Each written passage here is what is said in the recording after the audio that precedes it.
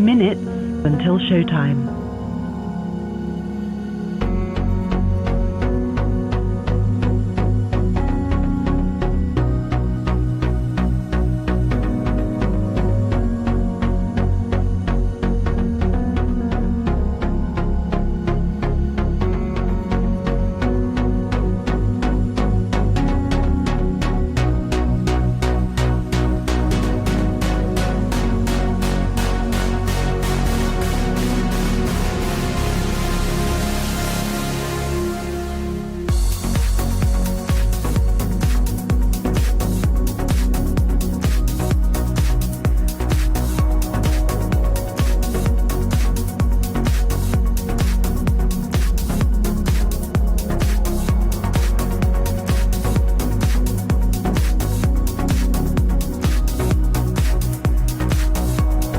3 minutes until showtime.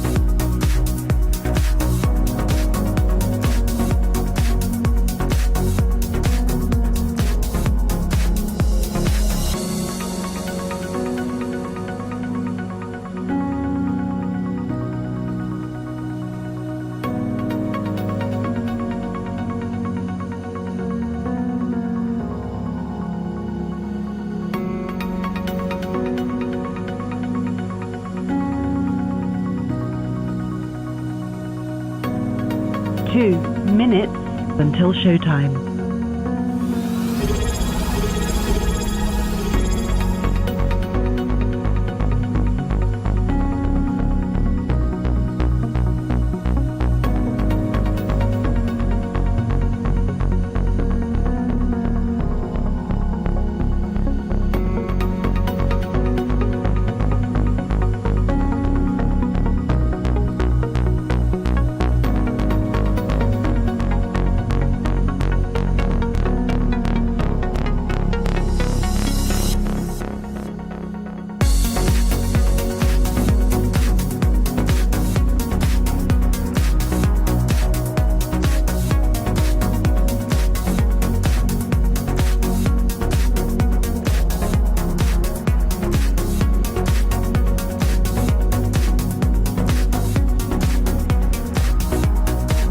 1 minute until showtime.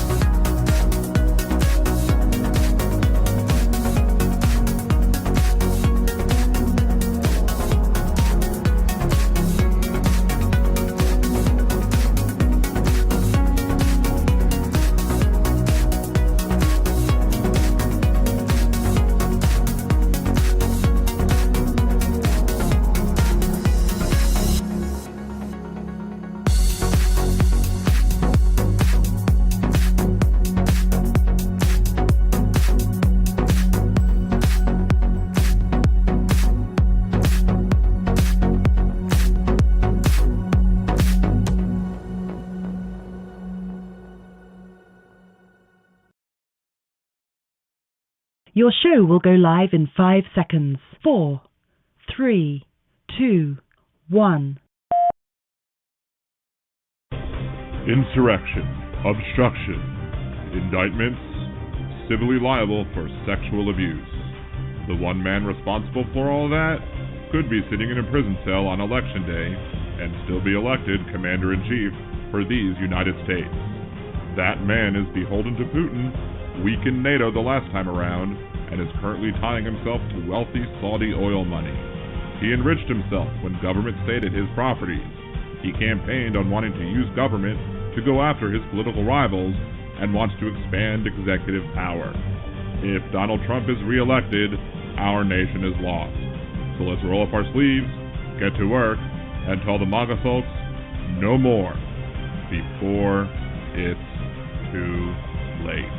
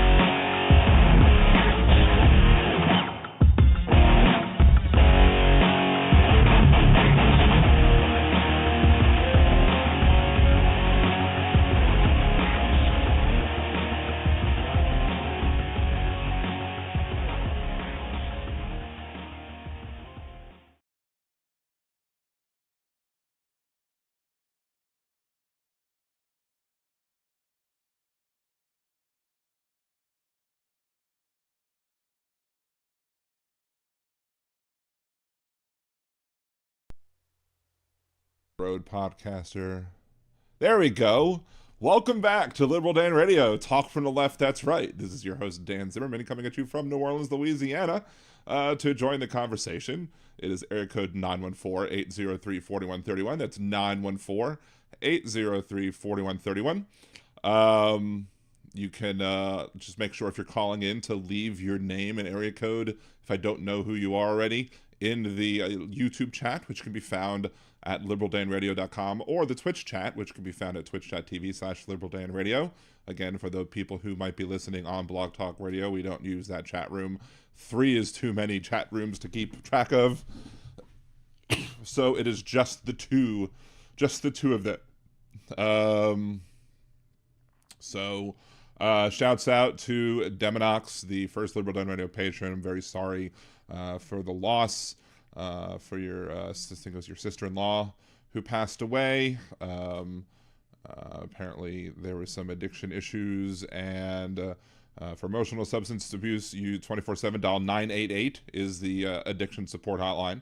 That's 988. I knew it was a 9-something number, but I wasn't exactly sure which one it was. But please get yourself help if you're facing addiction, and if you have loved ones who are facing addiction, please make sure they get the help before it's too late. All of the thoughts of me and my family and the Liberal Dan Radio audience are with you, Demonox, and your other half as well. So very sorry for your loss and for the loss of your entire family. So anyway, to support the show, you and my klutzy wife, who has a broken foot or fraction foot. Did you look at it? I looked at his foot. Yeah, It's all swollen. I know. Lovely. Yeah, my kid decided that he wanted to be like my wife and stubbed his toe hard, and now his foot's so swollen. So, yay for that. Hey, I lasted 3 months on a broken foot. So, but my wife did. As she points out, she did last 3 months on a broken foot, because everyone thought, including her, everyone thought it was a broken toe, and you don't do anything for broken toes. But it wasn't a broken toe. It was right under the toe, and it was never going to get fixed unless you wore a boot. So now she wears a boot. And now she sounds more Canadian because she says a boot. Even though she's not from Canada at all. I think we covered that last show. Anyway, to support the show, you can always like the current stream. We got 16 viewers, 8 likes, so get smashing. Subscribe if you've not subscribed yet. You can also on YouTube, since we're partners on YouTube, you can become a Liberal Danimal. You can become a member there for $2 or more. You can do super chats, super stickers, etc., all that good stuff. On Twitch, you can follow that over there. And also I have the peanut gallery tonight, ladies and gentlemen. My wife is getting a big kick out of the fact that I've named the people Liberal Danimals, yes. So she's quite amused. She'd know that more if she listened to the show more, but, then she'd go to sleep more quickly, I guess. Anyway, so you could support the show on Twitch. If you have Amazon Prime, you can subscribe with Amazon Prime for free. Otherwise, it's the regular subscription prices. You could also buy me a cider. Go to liberaldan.com, click the Buy Me a Cider button, or go to buymeacoffee.com/liberaldanradio.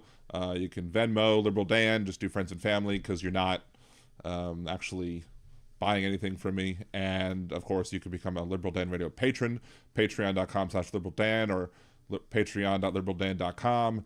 Either way will get you there.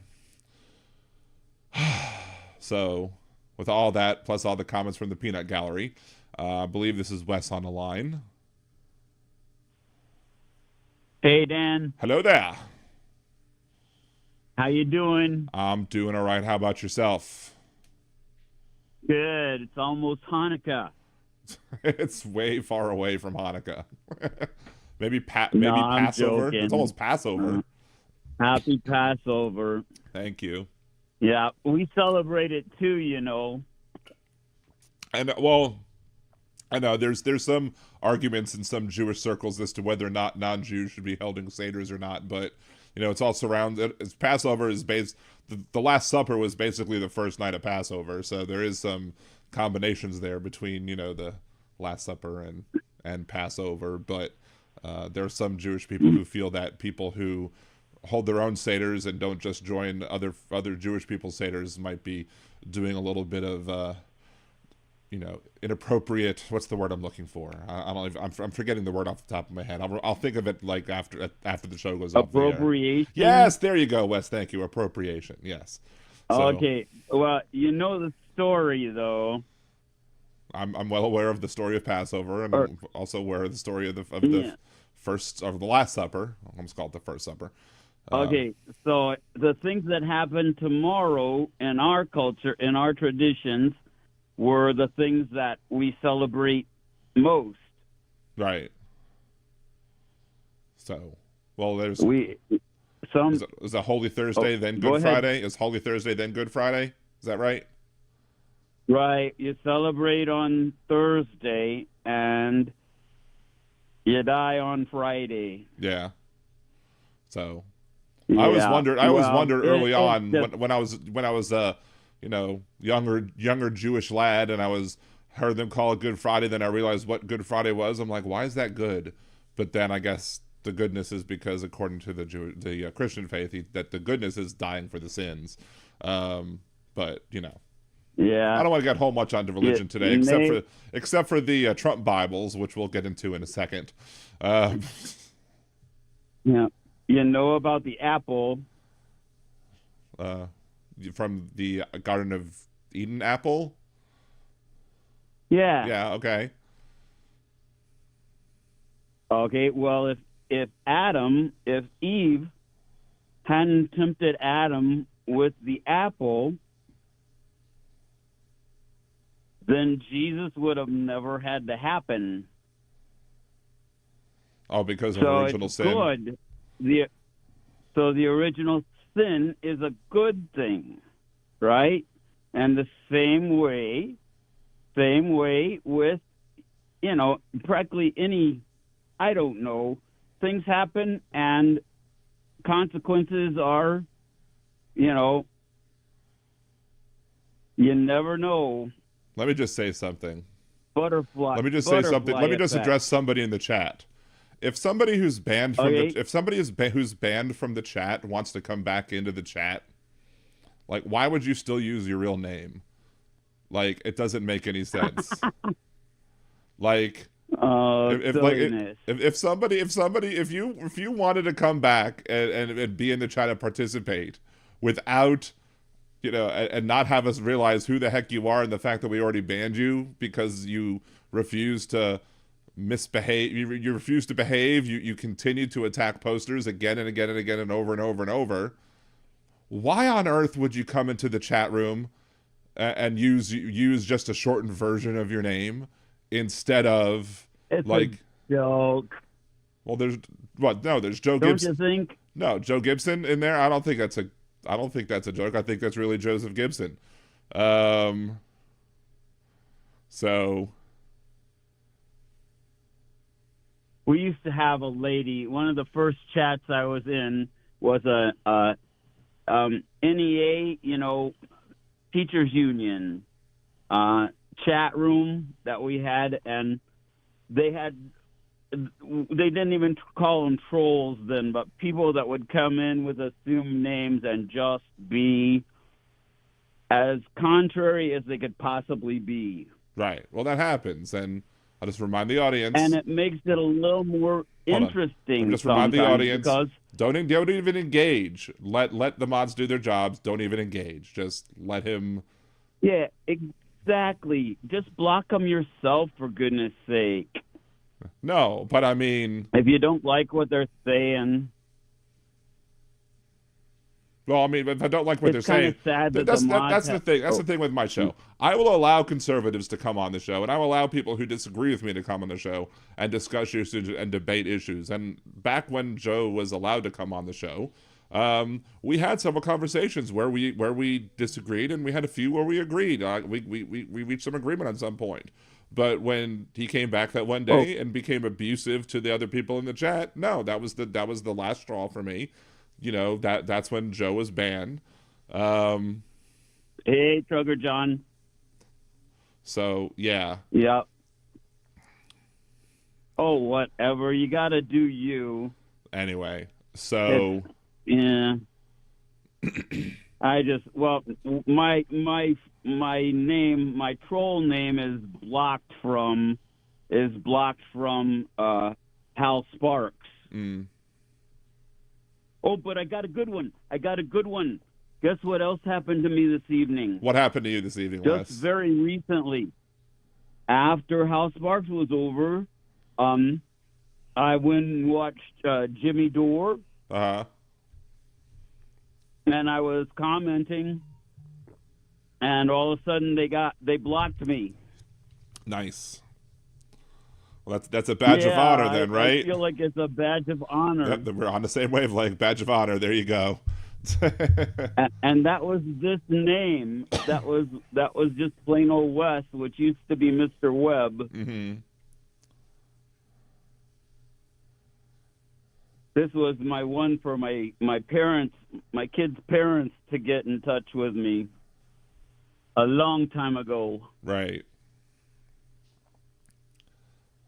Let me address this with Mr. Joe Gibb in the chat. You're Joseph Gibson. Oh my! You did something wrong before, and why should I forgive that? That would be my point. Why should I forget that? Why should I forget? Fool me once, shame on you. Fool me twice, shame on me. So, just wants to be contrary. Right. I've not insulted anyone today yet. That's the point.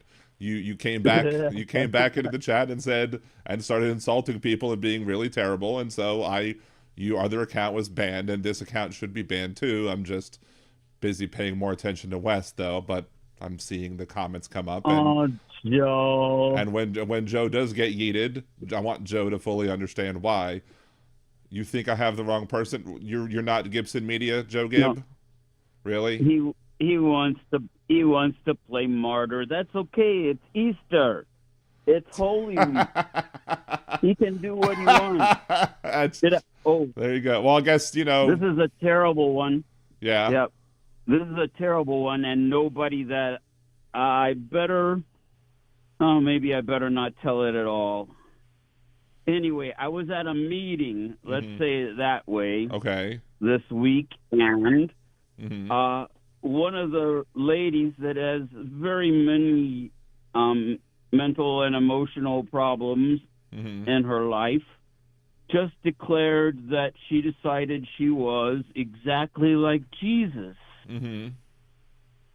And everybody was just persecuting her. Very weird. Well, so many victims.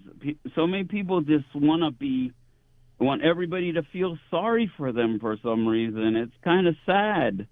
Right. People are going to be that way. It's just, people are strange. Yeah. When you're a stranger, faces look... Is it the Republican in me that feels that way? I don't know. A lot of people who are on the right feel like they're martyrs, feel like that they're always the ones who are being persecuted, despite the fact that they're the ones pushing for legislation that wishes to persecute people. So, poor me. Yeah. Yeah. Joe Gibb, you're fine. No, if nobody's hurting you, are they? If that's Joe Gibson. I mean, it's clearly Joe Gibson, and I fully. Oh, I'm sure it is. Yeah, that's why he says. Likes you. That's why he keeps coming back. Well, sure. I'm a very lovable guy, and I tried very hard to be very, I mean, I tried very hard and be very patient with him, but he's just not somebody who apparently can respect the wishes of other people when you're in there. Like if I went to his chat room, if I went to his radio show, and he had rules set up and about how to treat the other people who are watching the show, listening to the show, and I violated those rules, I'd fully expect to get banned too. So That is what it is. Exactly. You don't even say fuck that much.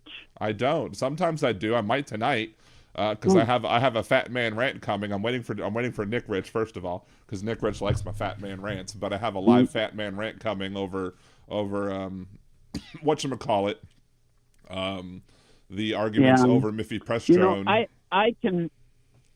I can let myself go a little bit and act crazy and say swear words easily, that come very naturally.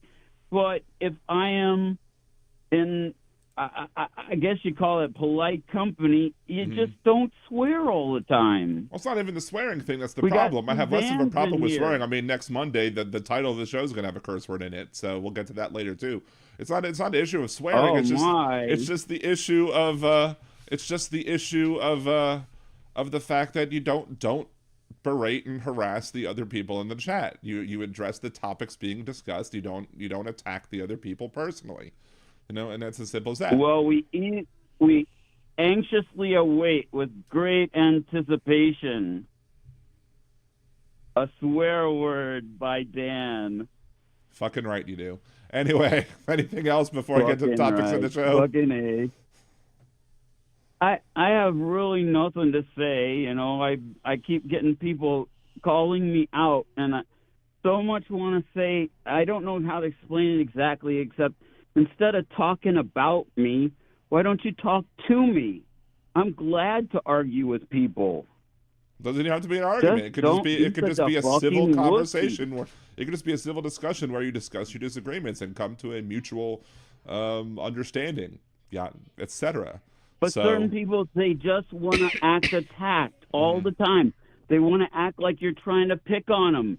And sometimes I just would be happy enough to ignore them. I started blocking people. I can't believe I'm blocking people. I never blocked people before.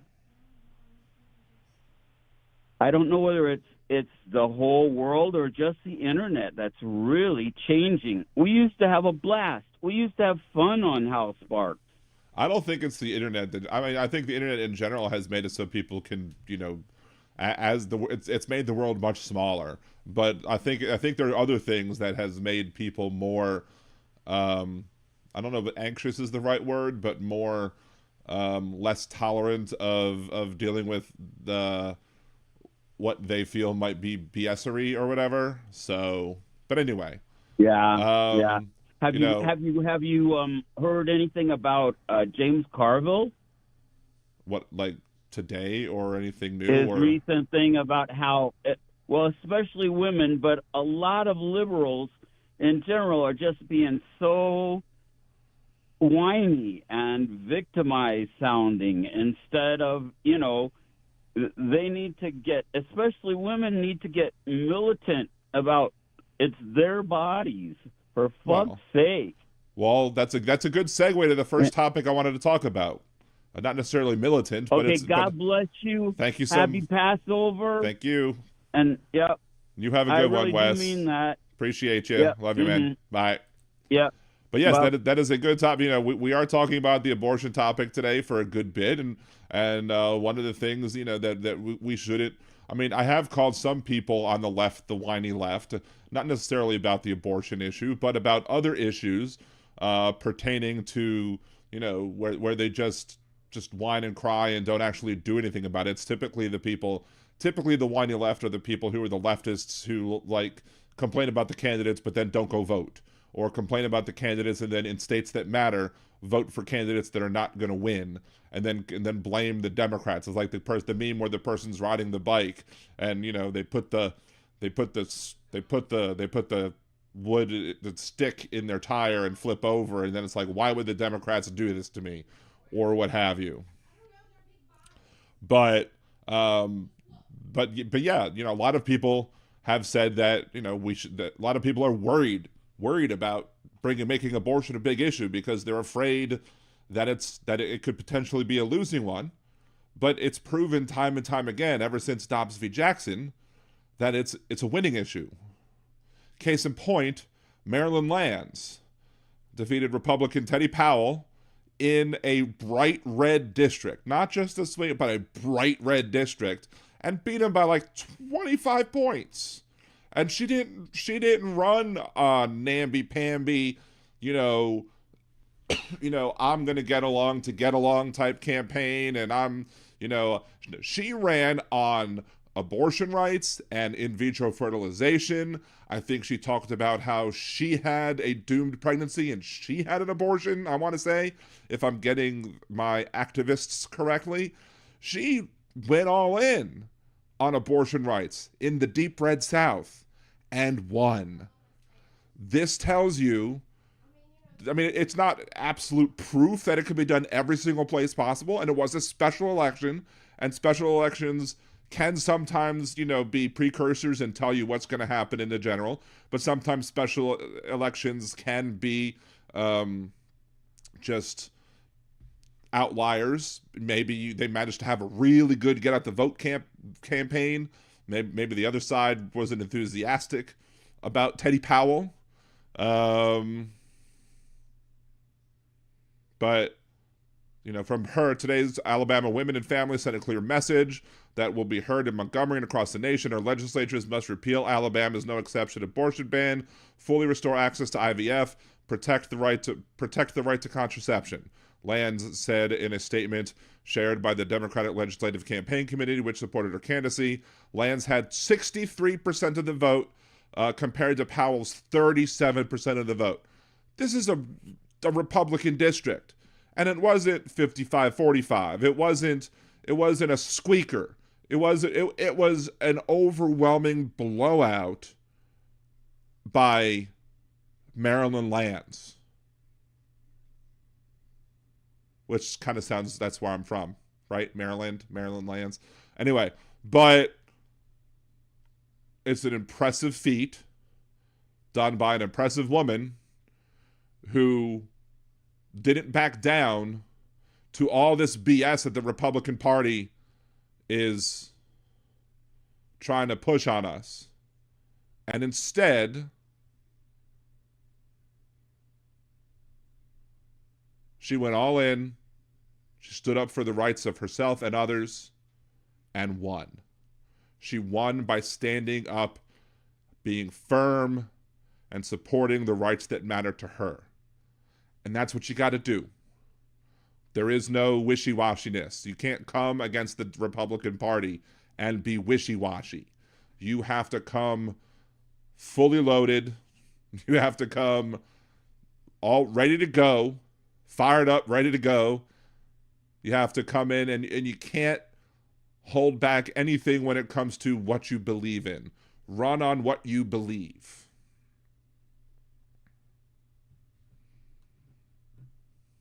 So, anywho, so that's it. It was amazing news, great news. I mean, does this mean I think Joe Biden could win Alabama? No. But I think it means that he'll have better shots. He could potentially have better shots. It might send better news for things like, North Carolina, where it was already a squeaker last time. But now that we have abortion on the table, and now that we're going to run full on, it seems that the Biden administration is absolutely going to push back against Trump's wish to have a 15-month. No. That would be odd. A 15-month abortion. 15-week abortion ban.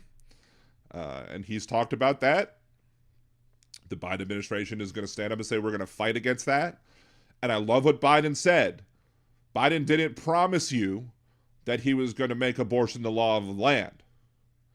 Biden told you, give me a Congress that will pass the law and will make abortion the law of the land. Abortion rights the law of the land. But we're going to talk about that probably in a little bit. Let's move on to some of the other topics we want to talk about. The other day, I was kind of in and out of sleep, and all of a sudden in my ear, the news was left on, and in my ear I heard breaking news, and all of a sudden and I'm just kind of like slowly paying attention, like what could the breaking news be now? And all of a sudden it's like the Francis Scott Key Bridge just collapsed, and I was like, what? And I turned over and then showed the video. And I was just like, what? I could not believe it. I've been on that. I'm from Baltimore. You know, I was raised in Baltimore. I've driven on that before COVID, but one of the last times I've drove from my grandparents' house in Delaware all the way back to New Orleans in one shot. We, after our Saturday Thanksgiving dinner that we would do with our family, though every year, it was tradition. We drove across that bridge. We drove across that bridge to go eventually towards DC and beyond. And you know, it's great that you had people who acted quickly. Because the stories about the people who are acting quickly are amazing. Because if you watch, like, you see that boat coming at the thing, at the bridge, and you still see a truck and another car just on the bridge. And what, it took them like 22 seconds to get the mayday, to get into their cars, to get to the bridge and say, do not come on this bridge. You may not come on this bridge. So the fast action of whatever law enforcement agency was called, was the Coast Guard or whatever fast action took place there, saved a ton of lives that way. The thinking of the, you know, imagine you're on a ship. You're on a 1,000-foot long ship almost, full of cargo. And you're about to potentially crash into a bridge. And you have in the right mind to make sure to make that mayday call. That mayday call saved lives. Like, he didn't necessarily worry about him. Now, I mean, there is some damage to the boat, clearly, or the ship or whatever, but I mean, that it's not sinking is actually kind of surprising. But, you know, that fast action saved people's lives. And so I'm sure the people who are driving the boat or piloting the boat or whatever were not responsible for whatever maintenance failure took place. And I'm sure we'll find all about that much later on as they go into it. But that fast action and the fast action law enforcement is absolutely impressive. I don't think that would ever happen here. I can't imagine that happening here, that them mobilizing the law enforcement that quickly to block both entrances to the bridge that I live by to stop people from getting on it immediately. I mean, we have our police department here in Algiers in Louisiana is so understaffed, it's ridiculous. But they do have a special bridge police, so maybe it might happen with the bridge police. I don't know. But, I mean, this doesn't affect Louisiana at all in a negative way, because this is in Maryland, not in Louisiana. I'm from Maryland originally, but in Louisiana, it shouldn't affect us all. In fact, it might actually, in some ways, help Louisiana in that they can't use the port right now can't use the port in Maryland right now because the wreckage of the bridge is blocking access to the port. And if you watch Joe Biden's press conference the next day, President Biden talked about how he was going to make sure that the full power of the federal government would be there to deal with the bridge and to get the port open. And you had some, probably Steve Ducey or whatever, or some other conservative idiot was in there trying to make Biden look like a fool by saying, he was like, what, did you say port? Port? Did you say port? Trying to catch him to say, like, oh, did you really mean bridge or did you mean port? No, he meant port because the bridge is preventing the port access, so you have to then worry about getting the stuff from that port to other places and bringing things to other ports. Does that help New Orleans? We're kind of far away from there, but I don't know. Maybe some shipments might have to come to the port of New Orleans so that you don't have too much going on into other ports across the country. So maybe some of the things that would be going to Baltimore might go to New York. Some of the things that would be going to Baltimore might go to Miami. Some of the things going to Baltimore might come to New Orleans. I don't know. we'll see how they handle that. I'm not a shipping expert. I don't know.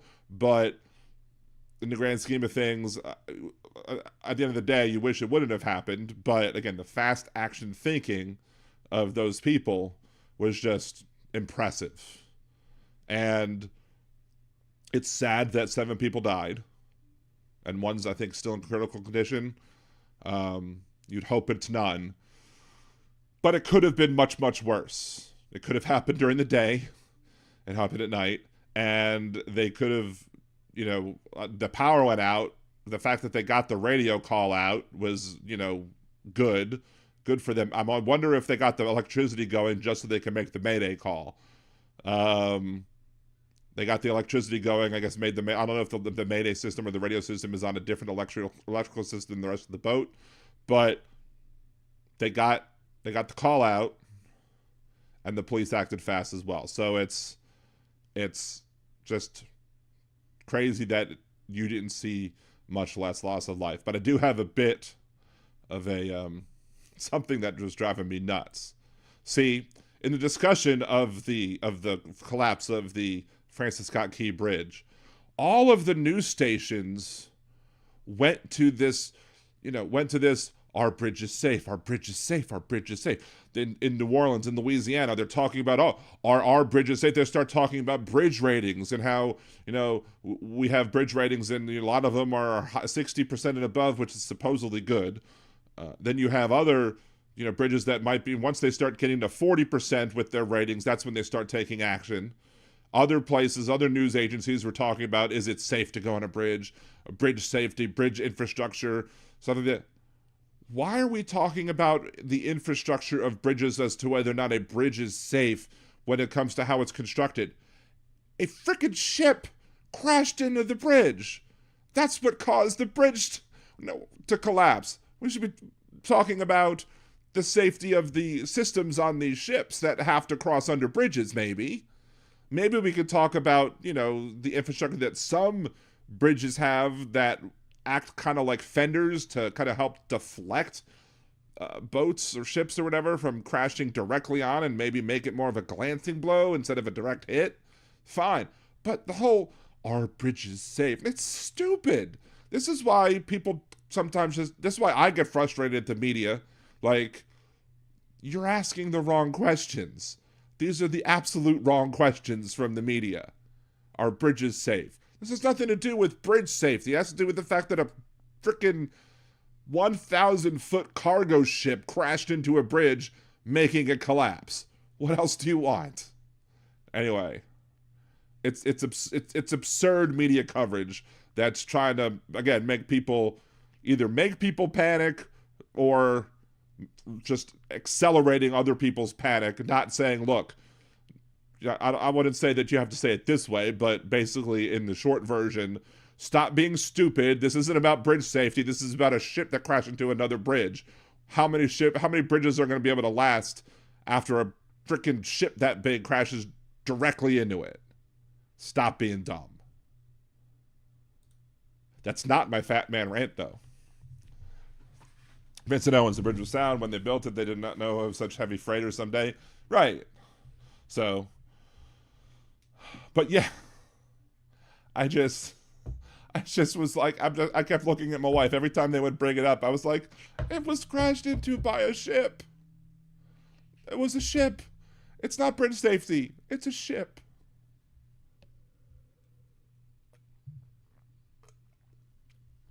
Big Hook asks, I wonder if they will retrieve the sections that are salvageable and try to re-erect it and produce a new section to get that vital artery open again. I think what they said is that as they are getting the debris out of the river, that they will inspect the portions that are salvageable, and if there are portions that are salvageable, they'll reuse those parts to help expedite the process as long as it's safe. It's technically possible to think that portions of the bridge may very well be safe to use. I don't know about the concrete portions, but especially not the parts that landed right on the ship. But when you had the bridge that fell and you had this part fall first, and then this part kind of like just went and did this, maybe a bunch of this part can be done. And maybe in the short term, you can create sort of maybe a pontoon type bridge or something to help at least the vehicular traffic cross while you're working on the full-on solution. And there are other solutions. There are other routes in the city. It just will take longer. And because it's going to take longer, and it's also going to cause more traffic, which is going to... I told my wife, I was like, man, I mean, the traffic in the Harbor Tunnel in Baltimore City is going to be hell now, because basically when you're coming that way, you have several routes that you can take. One of them was the Francis Scott Key Bridge. One of them is the Harbor Tunnel, where it goes under. Yeah, that tunnel is going to be packed with traffic all the live long day. And there are other ways I'm sure you can get around as well, but they're going to add more and more to to people's commute. And look, people are dead, and we shouldn't necessarily be whining about commute times, but they should. But they're going to start working on a way to help fix this. And if the Republicans block this too, I mean, it's not like the Republicans are going to win Maryland, but it may very well hurt them to be like, look, stop being this petty when it comes to this. Stop being this petty when it comes to your hatred of Biden and making sure that he doesn't win in the fall, even though he's going to win in the fall. But... And like even my dad and my stepmother, my stepsisters live on the other side of that bridge, so they would take that bridge to go visit my I guess my niece and nephew, and my stepsister, her husband, etc. I guess step brother-in-law, whatever, I don't know. But the only reason I didn't panic is I absolutely knew that my stepmother and my dad were not awake at the time when it happened. That's why I didn't automatically be like, "Are you okay? Is everybody fine?" Because otherwise, if it would have happened at like 3:00 in the afternoon, I might have very well been like, "Hey, Dad, you all right? Everything cool? Fine, good, yay." But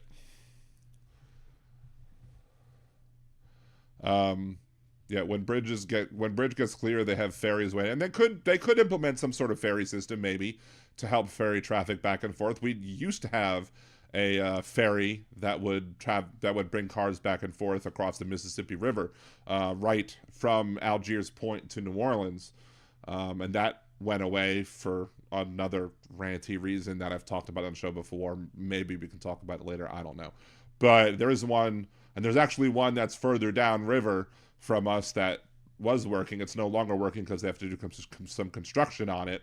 But yeah, I mean, it's technically possible that they could create some sort of ferry system to be able to bring cars from one to the other, but that would require them actually obtaining a ferry, and who knows. And then you'd have to have the infrastructure built to get the cars from the road to the ferry, which then is it worth spending all that money on creating a ferry system when you could be just making the bridge? Or maybe you do both so that if something, God forbid, happens with the bridge again, what are the odds? What's the chance?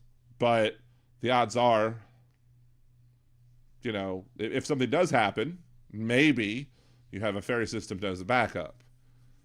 Who knows?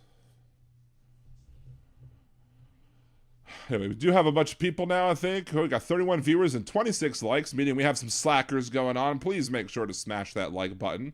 It's 8:40, 40 minutes into the show. Liberal Dan Radio, talk from the left, that's right. Mondays, Wednesdays, 8 p.m. Central on liberaldanradio.com, which is the link to the YouTube channel, twitch.tv/liberaldanradio. Again, if you're on YouTube, make sure to like and subscribe. We're about 50 subscriptions short, which is free. It's free to subscribe on YouTube. It's just the memberships that cost money. I'm 50 away from becoming the next level partner, where people watching my non-live videos, when they see ads, I'll make money off of that as well. So, and just make sure to go like other videos, comment on other videos, share other videos, get those algorithms pumping, because that's going to get everybody else, that's going to get other people seeing it and engaging it, and that's how the algorithms work. If the more people that interact with the videos, the more people that'll see the videos. Lather, rinse, repeat. It's kind of like it's kind of like an avalanche effect. It just keeps going and going and going and going. But yeah, so the next topic at hand. Oh, Lord, the next topic at hand. Oh, Lord, this is just ridiculous right here. So let's go ahead and play this week's Hypocrite of the Week, shall we? This week's Hypocrite of the Week is Donald Trump, who brags about grabbing women by the genitals, commits adultery, pays porn stars hush money, and does various other immoral things, who is now selling a Trump Bible. He says it's his favorite book, but I bet it was his struggle to say those words. I'm shocked Bibles don't immediately burn when he touches them. To see who the next Hypocrite of the Week will be, tune in Mondays and Wednesdays at 8 p.m. Central, live at liberaldanradio.com and twitch.tv/liberaldanradio for more talk from the left. That's right. There you go. Donald Trump, once again, Hypocrite of the Week. Selling his Bibles and his golden shoes, his cologne with his face on it or whatever, Trump 45 cologne or whatever hell it's called. Like, the Proud to Be an American Bible, where putting Lee Greenwood's lyrics in it, putting the Constitution and the Declaration of Independence in it, which have nothing to do with the Bible. You know, it's absolutely ridiculous. Thank you, Steve, for becoming a member, a liberal Danimal for another month. Appreciate you. Thank you so much. Thanks from way across the pond. Thank you, Kelly, for the good radio voice. At least you're not saying I have a good face for radio, but it does remind me of when I was on doing Uber and Lyft. I did have a few passengers one time. They'd be like, "Are you on the radio? You should be on the radio because you have a good radio voice." And I'll be like, "Well, just so you know, I do have a podcast, Liberal Dan Radio, Talk from the Left, that's right." So, there you go. Yeah, he doesn't know his Old Testament. What's funny, like they're asking him, "What's your favorite? What do you prefer? The Old Testament or New?" "I like both. I like both equally. I like to have both equally. It's fine." He doesn't know anything. He doesn't know crap about the Bible. But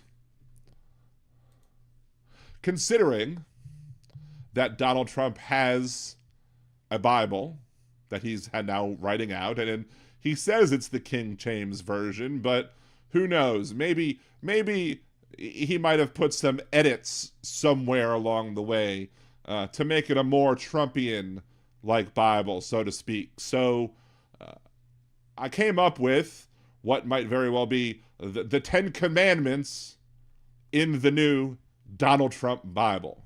So bear with me. "Thou shalt have no gods before me except Donald Trump, who is amazing in all things." The first one. "Thou shalt not make unto thee any graven image unless it's a golden shoe. Remember to keep the Sabbath day and make it holy." Wait, we don't do that one anymore. "Thou shalt not take the name of thy Lord thy God or of Donald J. Trump in vain. Honor thy father and mother unless they are Democrats voting for Sleepy Joe. Then you can dishonor them all you like. Thou shalt not kill unless you're Donald Trump, who could shoot anybody he wants to in the middle of Fifth Avenue and not lose any votes.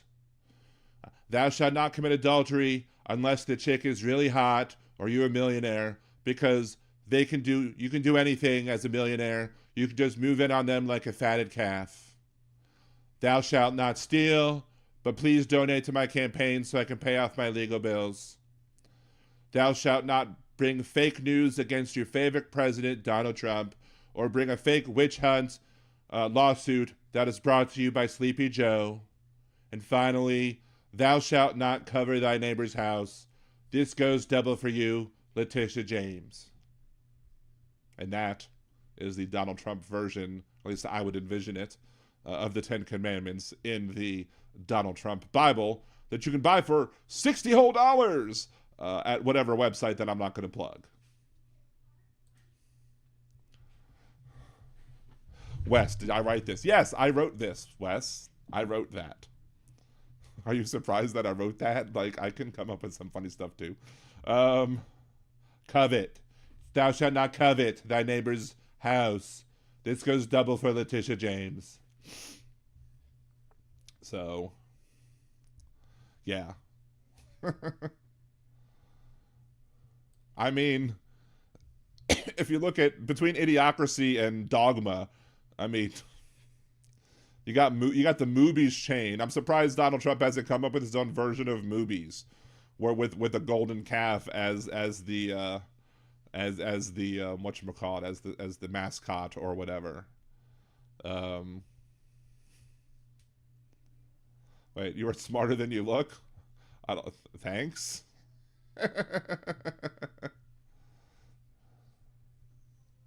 It's funny. Thank you, Wes. Thank you for saying. I don't know.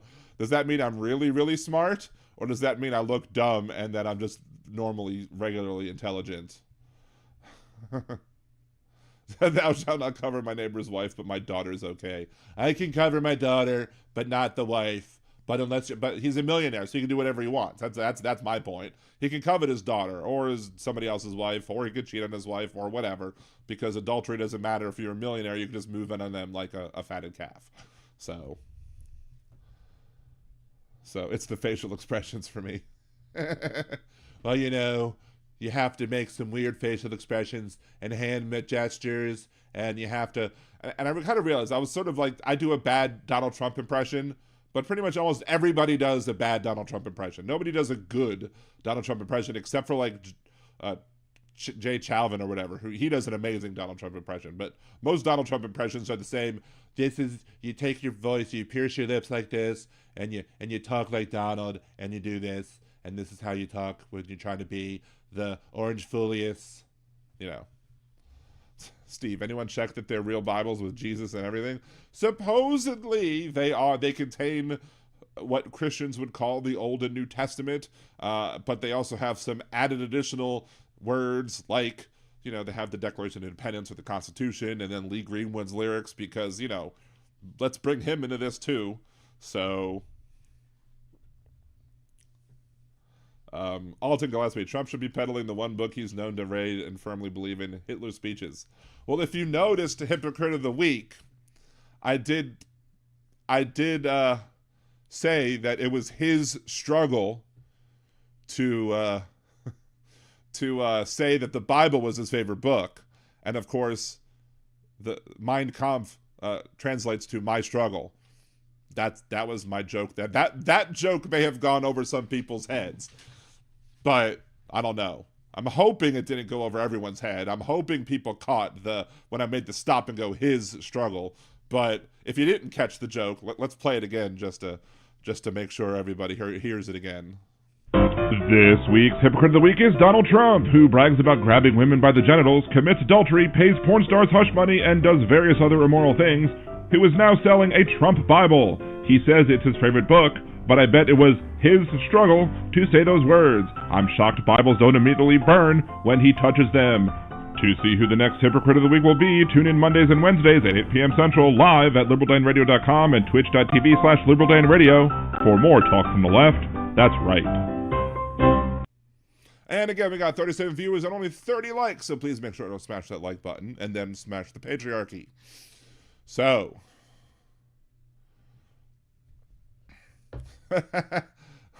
Tim missed everything. That's okay. I will definitely upload the alternate version of the 10 Commandments that I read as a separate video. I did record it separately. I made sure to click that record button to make sure that that it could be a separate clip. It will go live for members as soon as it uploads. It will go live for everybody at like 9 a.m. in the morning. So if you want to hear it immediately and you don't want to rewind and find it in the show, become a Liberal Dan member, become a Liberal Danimal, and you can hear it immediately once it goes live. Or you can just wait till 9 a.m. Whatever. But thank you, Alton Gillespie. I appreciate it. One of the funniest things is I have the maybe I should do for next week. I should do another Liberal Dance Chopper City,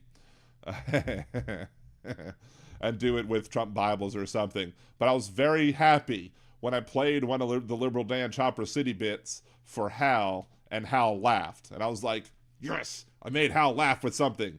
If I could make a professional stand-up comedian laugh, that makes me happy.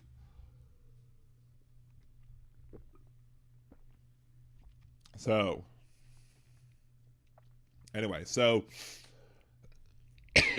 of course, this week we also had the hearings at the Supreme Court, and they were talking about Miffy Prestone and how lower courts had said, okay, you can't sell it, and it was challenged all the way up to the Supreme Court.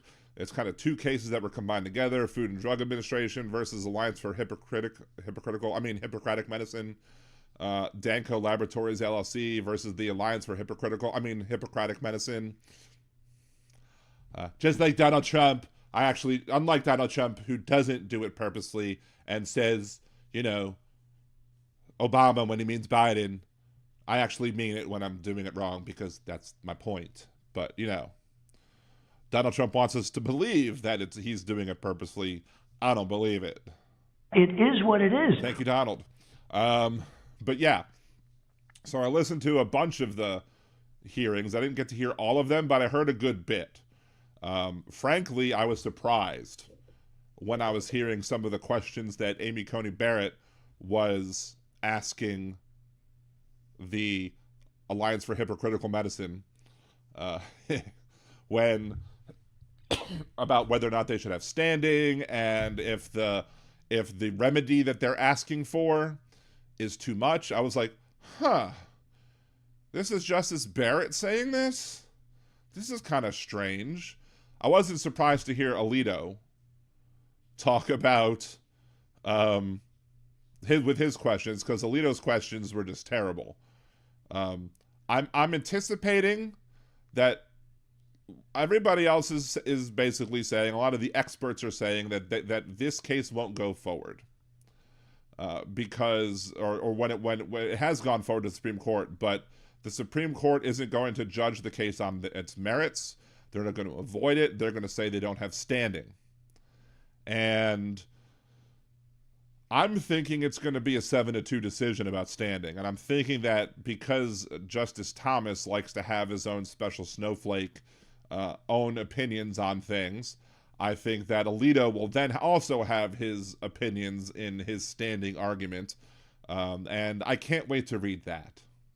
I cannot wait to read Justice Alito's dissent on that they do not have standing, because listening to some of the questions that he had during the hearing made me just understand clearly why his rulings are as terrible as they are, because I don't know how he became a lawyer. I don't know how he graduated law school. I don't know how he convinced anybody to put him on any court, let alone the supreme one of the land, because he's just look. I disagreed when he was alive with Scalia on a vast majority of his rulings, but I could understand how he became an attorney, how he became a lawyer, how he became a judge, and how he reached the Supreme Court.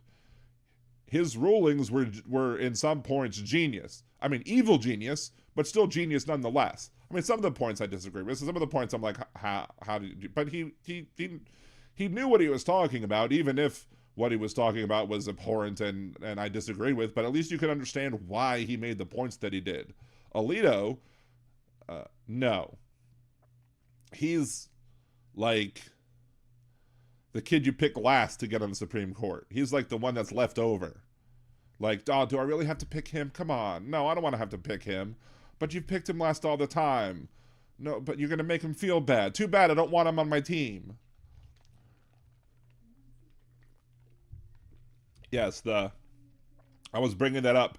He also spelled Budin. He spelled Biden Budin. B-U-D-E-N. Budin. Somebody on a Facebook group that was trying to tell me how about Sleepy Joe or whatever was talking about how wonderful Trump was. I'm like, really? Who's Budin? Who is Joe Budin? And what are the words misinformate and disinformate? And why should we know them? Because they're not real words. But of course, Donald Trump would be like, I have the best words. Nobody has better words than me. I have the best words. Trucker John's in the house. It's Trucker John. Good to see you, Trucker John.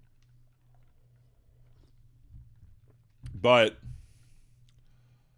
I'll get back to this at this point a little bit in a second when I start the Fat Man rant.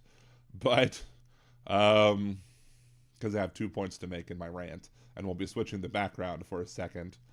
But one of the things that I think happened here, I mean, why would you pick Josh Hawley's wife. What's her name? I don't want to be. I don't want to be. Just, she should be standing on her own merits or lack thereof.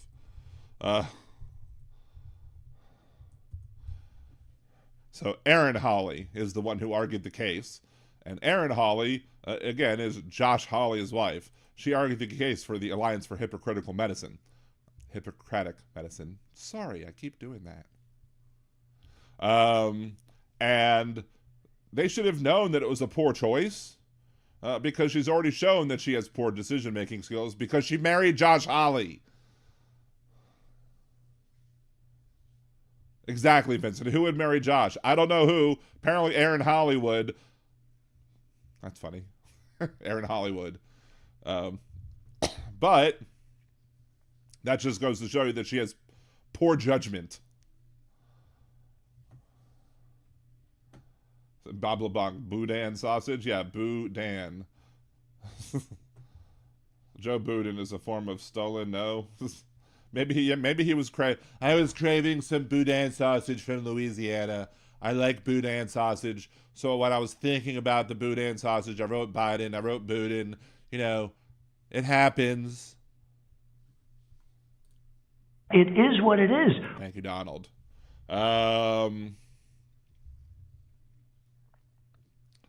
Dark Boudin. That's great, Wes. I should steal that and then put it on a shirt or something. Dark Boudin. But yeah, Josh gave her a platform. Pretty much. Josh reminds me of this icky coworker I once had. Josh Hawley was running faster than Stewie. I saw the clip. Yeah.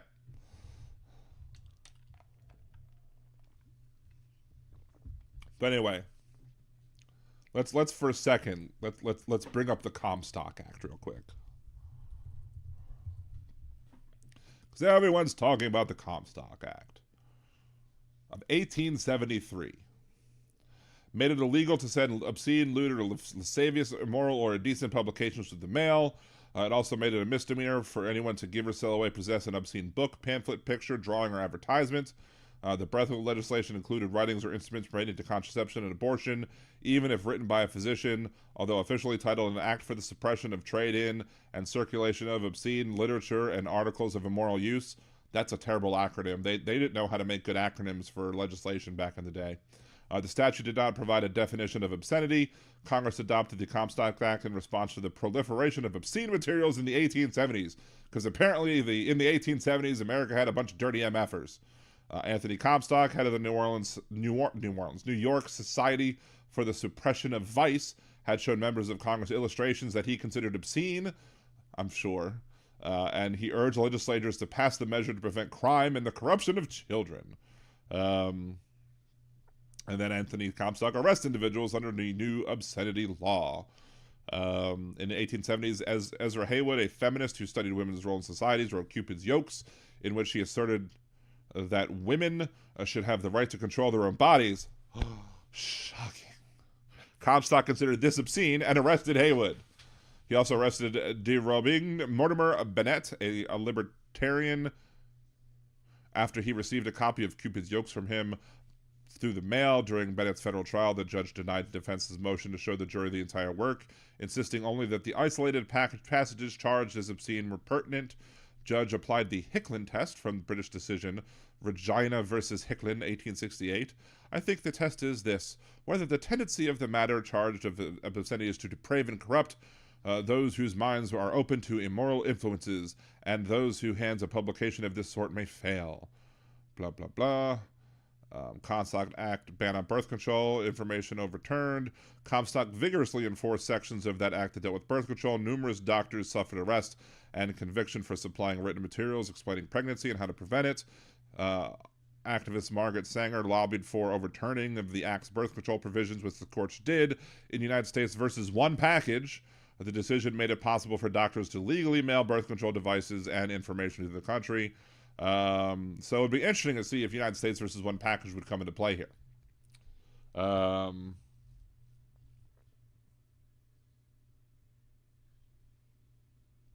Tim Farrell, I was showing Rudy's show earlier. He was blaming little maternity leave Pete for the bridge collapse. What?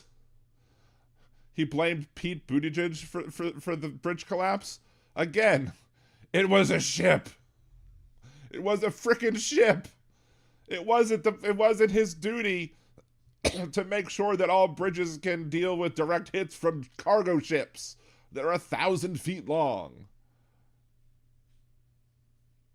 Ridiculous.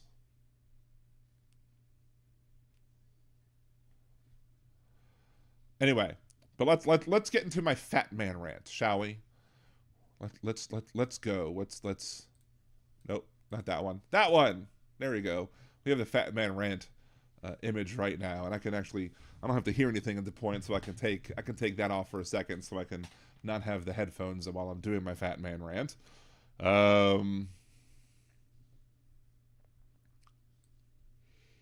So if you don't know, fat man rants are just things that I've done and where I just get a little more animated about the things that I'm talking about. And if you don't know, I also, when I record things live during the show, at the end of it, I'll say, what do you think, agree or disagree, like your comment, comment below, or comment below, like the video, subscribe, and have a good day. And I'll end the video with that. It doesn't mean I'm ending the podcast after that. It just means that I'm going to stop recording at that point. So actually, before we do all that, let's just make sure I have enough room on my hard drive, because that would be a good thing to check. Should be fine. Let's just check the videos things and see what we can delete. Not the ones from today. That's clearly not something we want to do. Do.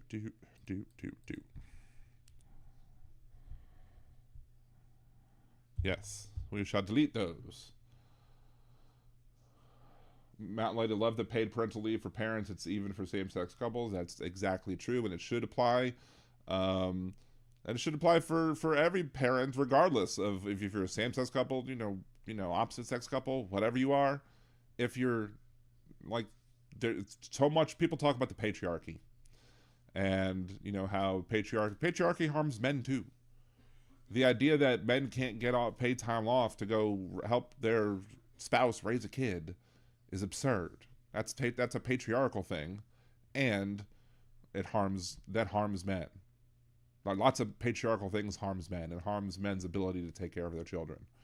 I remember back in the day, bringing both my children with me, but I had my youngest who was still in diapers, and I needed to change his diaper, but I was at the car place or whatever, getting my car repaired or getting something done to my car, whatever it was, service.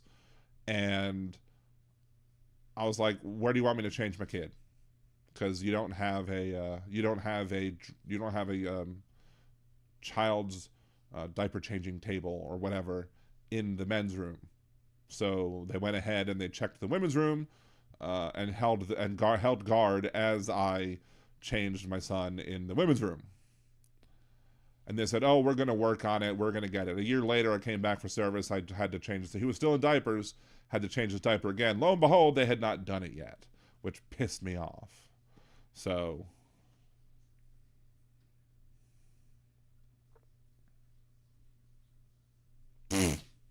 Dawn, be nice, Dawn. I told you, don't attack the people. Attack the points being made. Someone just said the Trump's Bible is the Bible America deserves. It's probably true. Anyway, let's just go ahead and we will start we haven't started the Fat Man rant yet. We're just kind of leading up to it, but I make sure I wet my whistle first with some water, not with alcohol, but just, keep myself well hydrated. Always be hydrated. Always be hydrating. ABH. So, here we go. This week we had the hearing over whether or not mifepristone should be banned nationwide, and whether or not the people bringing it, the Alliance for Hippocratic Medicine, should be able to bring the suit in the first place as to whether or not they have standing, whether or not they have proved that there is some harm that they're going to get if this is allowed to happen. If people are allowed to receive mifepristone, the abortion pill, via the mail. And first and foremost, it's ridiculous. They should not have standing. It's ridiculous because they picked their jobs. They chose to be OBGYNs. They chose to be OBGYNs in hospitals. And still, there's a federal law out there that still says, regardless of all that, that they should be able to say, I can't perform this procedure because of my religion. Well, let me tell you something. If there is a patient in the emergency room who is dying or is in harm because there is an issue pertaining to whatever's going on, be it a bad reaction to an abortion pill, which has less bad reactions than Tylenol, but still, if it's happening in the emergency room and you're called upon to do your job, do your fucking job. It's your fucking job to do. You should do it. There should be no morality exception for that. Your morals shouldn't interfere with somebody having their lives saved. And look, I was raised Jewish. Saving a life is the most important thing one can do in the Jewish religion. I don't know why that changed for some Christians. I don't know why, on this Easter weekend, why Jesus dying and then being resurrected, dying for your sins and being resurrected, why that means that this is no longer something that is held in the Christian religion. It doesn't make any sense.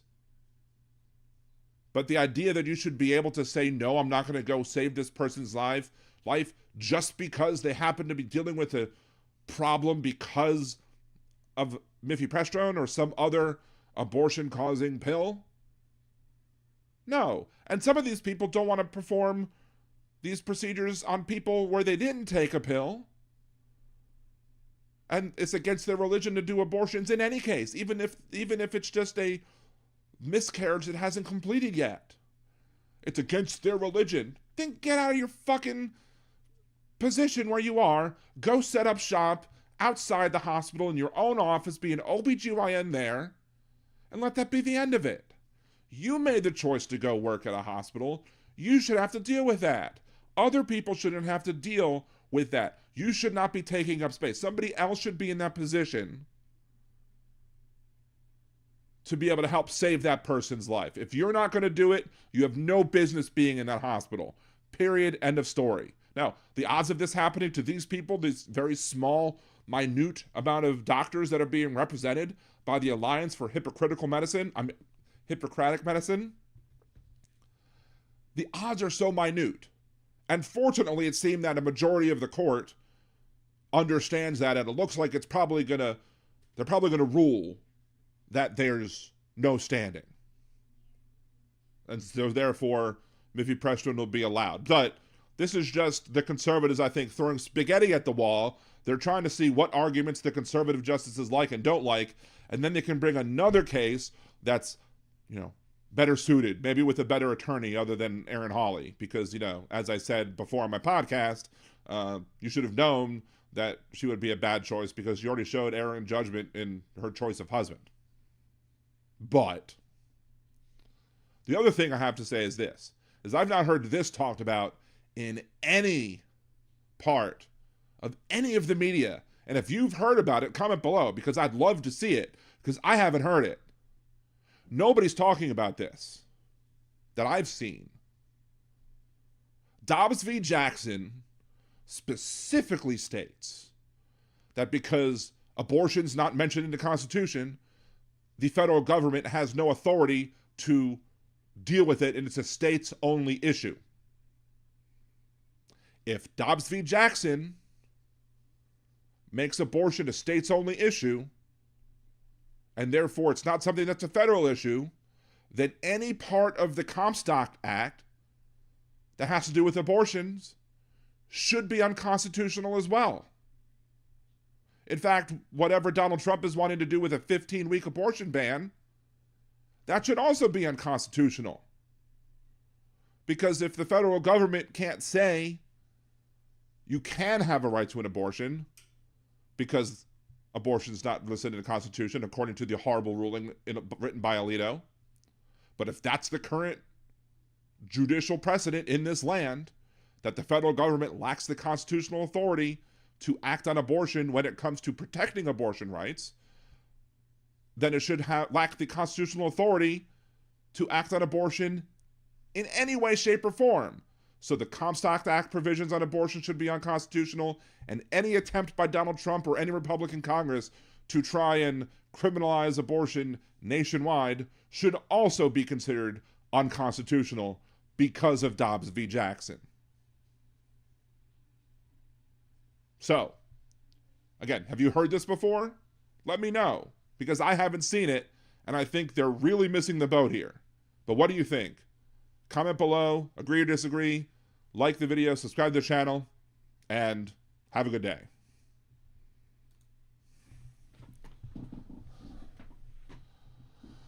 Anywho. Let's see, Bob LeBlanc, I'm a dentist, I like pain. Do you thrill when you drill a bicuspid as well, Bob? Let's see, Be nice, like Andrea says, respect everyone in the chat room. Yes, thank you, Suzanne.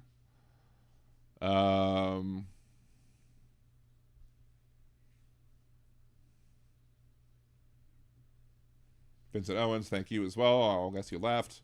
Let's see what else. I mean, has anybody in the chat heard anybody on any of the news channels or any of the pundits or bloggers or anybody talk about that particular point that I made?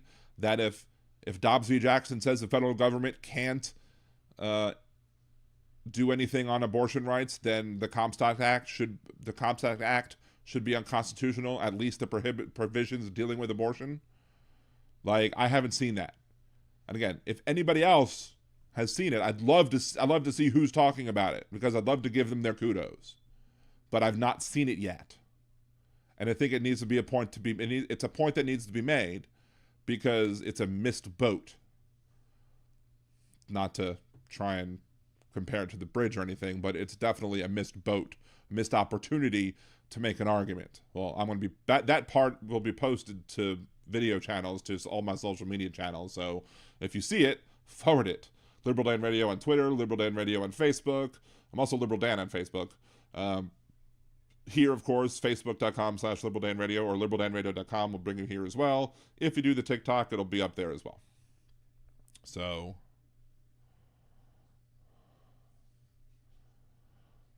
see, mom was having a miscarriage. The doctor, Roman Catholic, was ready to abort whenever mom was ready, but mom wanted to make sure there was no heartbeat even though she was getting sick. So that's, that's the thing. It's a shame that people feel that way, that they have to do that, but it should be their choice. If somebody wants to risk a pregnancy or risk remaining pregnant despite the health risks to themselves, then that should be their right to do so. The government should absolutely not be forcing people to make that decision. So,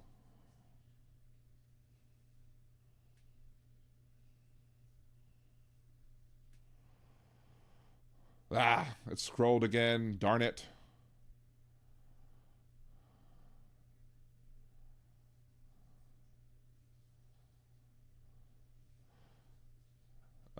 Hypothetical BS argument. What is the hypothetical BS argument? The argument made by the Alliance for Hippocratic Medicine, or what?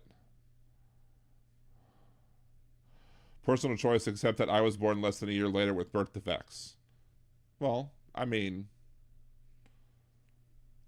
my mom, everybody who says, there was the argument, there's the argument of, pro-choice, your mama wasn't pro-life. There's bumper stickers that'll be like, your mama wasn't pro-life, Dawlin, and it'll have DAWLIN apostrophe or whatever. And I like to go up to those people and be like, yeah, she was pro-choice. She absolutely was pro-choice. She chose to have me. Clearly she chose to have me. I found out later on in life. Oof. But she chose to have me, and if she didn't choose to have me, if she chose to abort, then I'd have known nothing of it. No, I would have never known. Simple as that. But funny, because the funny thing is that I was born, my mom had a copper IUD. I think it was a copper one. I think that's what they had back then. That's the only types they had back then. I was a stubborn motherfucker back then. I was stubborn. I was like, screw this IUD. You're getting pregnant. I'm coming in, whether you like it or not. And well, you know, I'm here. And then when I found out about it, I went to my mom. I was like, so I was unwanted? And my mom goes, you were not unwanted. You were unplanned. I'm like, okay. And then I told my dad about trying to pick on him about, I just found out that mom had an IUD in when I was conceived. I guess I was unwanted. And my dad's like, you were not unwanted. You were unplanned. And I'm like, y'all planned that, didn't you? Y'all planned that coming up one day, and that's how you would respond, because otherwise there's no way for me to accept that any other way. Because holy crap, y'all said the same thing, and y'all are never in agreement. Y'all are never, ever, ever in agreement on damn near anything. So how the hell did you manage to come up with the same thing with that twice? Craziness, I tell you. Craziness. So, see, Jeff Gray, my parents insist on going with me. They are sick. They just want to see what kind of fit I'm going to do. Yeah, IUD contraception, yes. Unlike IED. My mom did not have an addition. Now, if she would have put an IED up in there, I wouldn't be here. She wouldn't be here either, but that's a completely different thing. There's some meme or something that I saw about that. It was like, the guy was like, do you have an IED? I was like, what? No. That would be kind of dangerous to have an IED up there. Nobody wants that. Wes, my parents were using the calendar or the rhythm method. Well, as they say, the rhythm is gonna get you. Rhythm is gonna get you. Rhythm is gonna get you. Rhythm is gonna get you tonight. Dun dun dun dun dun. Someone else said, I want candy earlier today, and I had that in my head for a little bit too. I want candy. Anyway.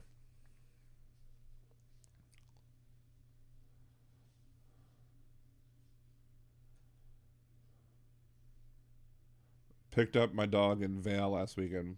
Vail, Colorado? Or is there a Vail, North Carolina?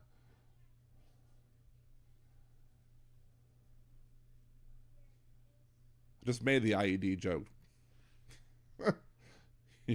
Are you on delay or something? Because I've made the IED joke already, like twice. I could beat the dead horse again on the IED joke if you want, but I could, do it over and over again. I've been known to beat jokes into the ground. It is what it is. Donald, case in point. Me again, beating jokes into the ground. Vail, North Carolina. Okay, I didn't know there was a Vail, North Carolina. Learn something new every day.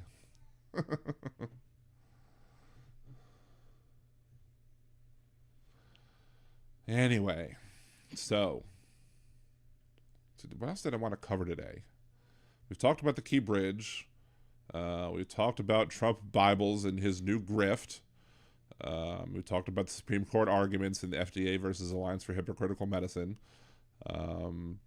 And that SCOTUS, it seems, again, that SCOTUS is going to say you don't have standing, which I'd actually kind of rather them make the ruling.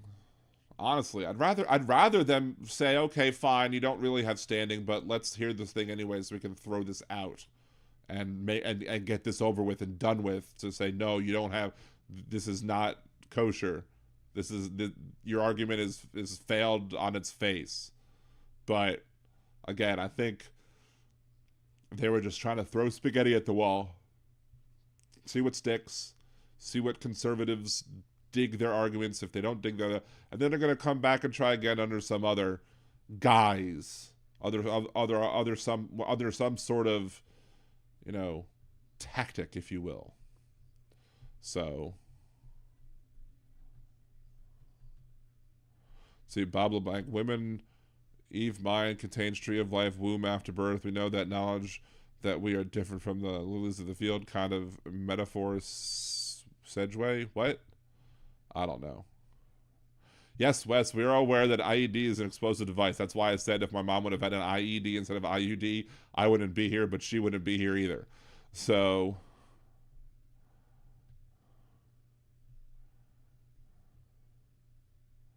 yes, Wes, you should be happy that you were born. It's just, we're all special in our own unique way, and as are you, and everybody should be, everybody should be happy with who they are. Unfortunately, that's not always the case. Fortunately, there's whole, mental health, industries and pharmaceuticals dealing with mental health that prove that people aren't happy with who they are and they need help dealing with that. So it happens. Oh, Big Hook's calling. Yay. We missed this last time because I was just about to go off the air. So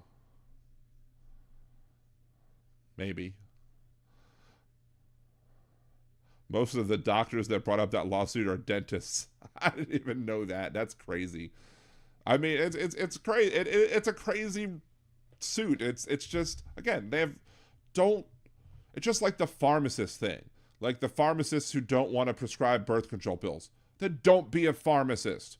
Or make sure when you get hired on as a pharmacist, make sure you say, you know what? If somebody comes in wanting birth control pills, it's against my religion to dispense birth control pills, so you're going to have somebody else dispense them while I'm here. Let them know ahead of time that these are your sincerely held beliefs, and if they're small enough of a pharmacy where they can't do that, they can't afford to have multiple people dispensing at any given time, they could be like, I'm sorry, you're just not a right fit because you won't be able to give our patients all of the drugs that they need to have. Go somewhere else. Find another occupation. Nobody forced you to go into the health field. And you don't have the right to push your religious beliefs on other people, even if, you don't want to be a doctor. Great. I'm happy you want to be a doctor. I'm happy you went through medical school and you were able to succeed and get your degree and all that good stuff. Doesn't mean you get to use your position as a physician to push your beliefs on others. Big Hook's here. I see the number. How's it going? Hi. Wasn't sure if you could hear me or whatnot. I can hear you now. There seems to be. Usually it's I don't hear you until I move you over from mute to talk. But now we can hear you, so now we're good. Yeah. I've been following you for a while. It's funny because up here in the Great White North, as we say, you guys, we're shaking our heads at you guys because you guys seem to have so many things that we in Canada have figured out and moved on from, and we can't figure out what goes on in you guys' heads, and it frightens the crap out of us because it's like you guys have more guns than brains, it seems, no offense, but no, it's true. That's how it feels. We do. And a lot of the people that are the ammosexuals, if you will, the ones that are like addicted to the guns, are the ones that have the least amount of brain power amongst them. That's why Donald Trump, after the 2016 Nevada primary, said the only people that he said he loved were the poorly educated. And he does really well against poorly educated white people. So. Yeah, I agree. That's the thing. But that's what's so frightening. It's just that you have such a, when you think there's such a large part of the population down there that believes so much nonsense and you can't convince them otherwise, it scares the living shit out of me and other people across the world that, you guys are going to fail as a democracy. And, like I say, I keep going on the forums and the chat forums and saying vote blue and and try and add ideas that hopefully inspire people and whatnot. Because, as they say, the U.S. is advanced citizenship. You guys really dropped the ball when you guys stopped teaching civics and stuff, because people don't seem to realize what their rights are or where they should stand on issues and whatnot. And and the other thing is that the Republicans they're just complete obstructionists, and you can't do anything. Like, if you don't believe in democracy and you don't believe in the process, then why the hell are you in government? Well, because they want to. I think their ultimate goal is that they eventually want to put in a different type of government. I mean, you have people now saying the quiet stuff out loud. You have people, when Donald Trump said that he wants to be a dictator on day one, and you have his supporters who are like, well, maybe we do need a dictator. I'm like, then you don't love America, dude. You're not making America great by voting for a dictator. You're making America something other than America's supposed to be, at least. And it's you think you're scared. I mean, I'm sure there are plenty of people who are scared across the world that they're going to see Trump, the second coming of Trump, so to speak. But interesting, to bring up the second coming of him. Don't talk to me about coming. I do it many times. Melania's happy. Sorry, that's for Jeff. That comment was for Jeff. But the no worries. Anyway, the point is that we're terrified, and down here in Louisiana, we have it like probably almost worse than everybody else. I do live in a democratic city. Have the worst abortion law.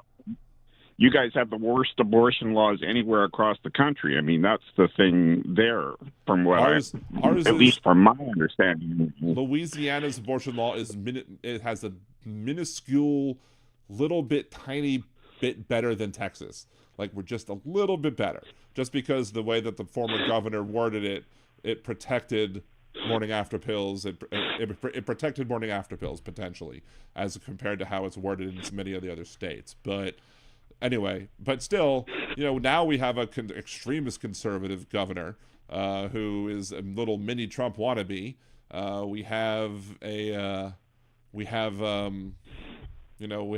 completely Republican legislature, and not only are they completely Republican, they would be veto proof. It's a supermajority, so the Democrats in the House and the Senate, in the state legislature, can't do anything meaningful to try and stave off whatever is coming. So what you'll see in Louisiana over the next few years is gonna be the proof as to how horrible Republican rule can actually be. Full Republican rule. Because, as I said before in the show, other states like Florida and Texas may have full Republican rule in state levels, but they do have pressure coming from like big corporations and big blue cities like Houston's big blue city, large population. You have Orlando with Disney and all the other kind of big industries that are lean liberal, leftist, progressive type ideals. You don't have that in Louisiana. New Orleans is not big enough to force the hand of anybody in the state of Louisiana to do anything, and it's going to become really bad really quickly here. And it'll be hey guys, you want to look into the future and see what happens when you have government fully in control? Just look what we're doing now. This is your preview. Yeah. This is the preview of what happens to America. Yeah, I know. It's terrible. Yeah, I know, and that's what bothers me. It's just like you guys seem to be repeating history that that everyone said we'll never go back, and you're being dragged back, kicking and screaming. I wonder in your situation if you will eventually have to leave Louisiana to go find sanctuary in a blue state at some point. I wonder that myself. It's like I wonder if there was ever a national divorce, just so to speak, or whatever. If the people in if people in New Orleans would be like, no, we don't want to leave the United States, and Louisiana would be like, well, screw you, you're ours because you're a port, and we're not giving up our port. Then it may very well be possible that we might have to turn tail and flee. Fortunately, I mean, I work remotely, so I can work from anywhere. But I think the main corporate office of where I work happens to be in New Orleans, so who knows? But It is frightening. It is, and you had people in 2016 when I was trying to warn people back then about Donald Trump is going to name 3 justices if he gets elected, and they didn't believe me. I was like, Donald Trump and if he gets to name 3 justices, they're going to overturn Roe v. Wade. And people were like, oh, well, that's never going to happen. I'm like, of course it's going to happen. Of course it was going to. That's their end goal. I could always come back with the retort, and everything Hillary said was correct. Yeah, exactly. She was absolutely dead on balls accurate, to use a line from my cousin Vinny. And the thing is just it's just, these people just don't want to admit that they were wrong, and they don't want to see how things can get bad, because they assume it's never going to get as bad as it could be, but it can and it will. I mean, history forgotten repeats itself. That goes to my argument that probably the biggest hindrance for a lot of Americans is that they haven't used a passport to go and see how the rest of the world lives, and to appreciate what they have, but also to see what they're missing out on. That's the thing that gets me. I mean, living up here in Canada, I mean, I'm, I won't say I have some klutz things that have happened, but I mean, in terms of the medical care that I've gotten up here, people will make the argument, oh, but it's slow and it's like, yeah, but it's always available. Yes, it maybe takes a little bit longer to get things done, but in the end, it gets done. And you don't have to lose your life savings or your house or your family when somebody here gets sick, right. And well, I was waiting for my tires to get fixed one day, and I was having a little chat with this conservative old guy who was complaining about the Affordable Care Act, he was complaining about Obamacare and how terrible it is, and I'm like, and I started saying something, but then he started talking about how one day he'd like to move to Canada, and because they have really good healthcare up there. I'm like, the cognitive dissonance amongst them is just like.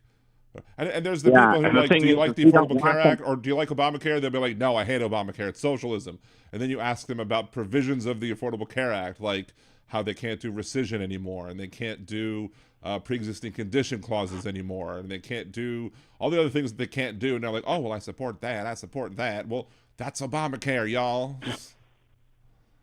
Well, I mean, at this point, the only government that I see that is better than, or at least the best functioning ones, are the Scandinavian countries. I mean, they have their health care covered, they have their education covered, they have their housing covered, they have their retirement covered. All they got to do is show up to work every day and do what they want to do and be who they want to be, and pay their taxes, and they don't even think about it. And to add to that, the government does their taxes for them. I mean... Yeah, I don't understand why we have to constantly fill out those forms all the damn time. Unless you have a really special circumstance, they should know everything already when it comes to how much I'm paying, how much is getting held, how much I'm making. They get the information from the tax, from if I have investments and if I buy or sell, they submit those. It should be automatically put in, and they should be like, okay, here's what you owe. Boom, there you go, done. You shouldn't have to, but I'm sure H&R Block and other folks would be very mad if that took place, because then they'll all go out of business. Yeah, we have the same problem up here in Canada. The tax people got in on it, and as a result, people here pay to have their taxes done, including myself, because it's too much of a hassle. And it's just what it is, as you say. Yeah. It's. But it's like I said, I've got dual citizenship, but you couldn't pay me to go down to the U.S. at this point. It's just I'm scared as to the possibilities of what could happen down there. I mean, it's I'm lucky. I'm a white guy. If I was any other color, I would probably be would never even consider it, because it's like I mean. People want to say that there is no racism. Like today, they had that guy on The View, and he was like saying, "Oh, well, there shouldn't be any racial bias. It should be based on equity. How some people are rich and some people are poor, and this and that, the other thing." And it's like, dude, Right. The people that are the poorest are the ones that are the different color skin color, and they through the redlining and all the other stuff that you guys have had through your history, literally have no way out of the dilemma they're already in. Yep.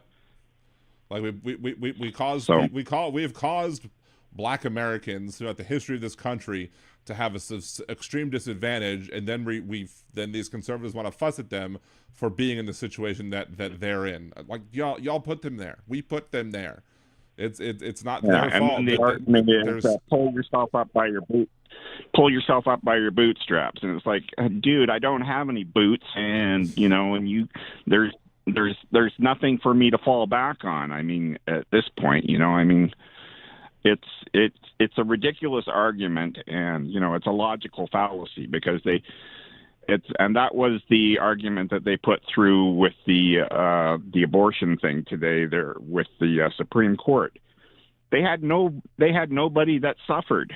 They Right. couldn't name one person that had the case, and that's why I said it was a BS hypothetical argument, because they're saying, well, it could happen, possibly, and it's like, and my other argument was, I mean, you can do everything right as a doctor, and people will still die. Right. It's just the way it is, I mean, but at any rate. What should have been asked by the justices should have asked, and I think they missed this opportunity, where they should have said, if somebody comes into your hospital who is having a situation that's similar to a complication of dealing with a morning after pill, not a morning after pill, but mifepristone, the abortion pill. If somebody their issues are similar, but yet they didn't take the abortion pill, but they still need to get treated to treat that situation. Would your doctors oppose to treating that patient and making sure that termination, dilation, extraction took place? And if the answer is yes, we'd also do that. Then that's your answer there, because then it's not really about the abortion pill. Then it's about something completely different. So, but the thing is that they already have the exception rule. So I mean, that was the other thing. There wasn't an argument to be made. They could simply say, I refuse to treat this patient. Somebody else do it, and that's the end of the argument. So they went all the way to the Supreme Court, totally wasted everybody's time and resources, and in the end, they just showed exactly who they are. They're fanatics. Nothing will satisfy them, and they want everyone else amongst the population to suffer because, I have ethical concerns that I can't prove actually have happened. And even if they did have standing, even if they did have standing, and even if they did prove harm, that there was a potential harm that they might have to deal with, and even if they could make the argument that I can opt out of this isn't enough for whatever reason, the court still needs to do it via a least restrictive means test, and banning the mifepristone, the abortion pill, for everybody nationwide is not the least restrictive way to do it.